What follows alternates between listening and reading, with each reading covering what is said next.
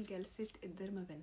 دايما بقول لكم عشان توصلوا لاحسن نسخه من بشرتكم بلاش تعتمدوا على السكين كير روتين لوحده، لازم تعملوا جلسات ديرمابين كل شهر عشان بشرتكم تبقى بيرفكت. والاهم انك تختاري ميزو ثيرابي يكون جودته كويس ومكوناته بتارجت المشكله اللي عندك في بشرتك. في السيشن دي استخدمت نوعين من الميزو ثيرابي من شركه ديرمات. ده ميزو ثيرابي جودته ممتازه وفي نفس الوقت سعره افوردبل للكل، عشان البنات اللي سالتني على ميزو ثيرابي يكون سعره كويس. استخدمت هايلورونيك اسيد للترطيب، والنوع التاني ده سكارلس، ده البيست سيلر عندهم بجد يا جماعه، مكوناته خطيره. انتوا متخيلين فيه 50 ماده فعاله من البيبتايدز والامينو اسيدز، وكمان مواد للتفتيح زي الجلوتاثيون وفيتامين سي ومضادات اكسده وكمان معادن وفيتامينز، مليان حاجات كتير جدا للبشره. انا شخصيا انبهرت بالمكونات بتاعته، غير ان كمان فيه ستيم سيلز بتحفز انتاج الكولاجين وبتساعد على تجديد خلايا البشره. انت لو عندك اثار حبوب هيكون ده الاختيار الامثل بالنسبه لك. انا بحب استخدم ميكس ما بين الاثنين عشان يديني كمان ترطيب عميق للبشره وفي نفس الوقت يعالج لي ويفتح لي اثار الحبوب. وعشان الناس سالتني يشتروا الجهاز منين وكمان الميزو ثيرابي، فالاثنين يا جماعه موجودين في مكان واحد، ديرمات شوب. الويب سايت سهل جدا، تقدري تشتري من عليه كل اللي انت محتاجاه. كمان هم عاملين اوفرز لو انت هتشتري الجهاز وكمان معاه الميزو ثيرابي. وطبعا عندهم انواع تانية زي الوايتنينج وكمان الميزو بوتوكس. هنا بصراحه قررت ان انا استخدم ميزو بوتوكس لجبهتي عشان فيه ريتينول وبيبتايدز وكولاجين، عشان يحسن شويه من شكل خطوط الجبهه ويحفز انتاج الكولاجين. كمان موجود عندهم ميزو ثيرابي للشعر عشان لو تستخدمي ديرمابين لشعرك، موجود فيه ستيم سيلز وبيبتايدز وعناصر مهمه جدا لنمو الشعر.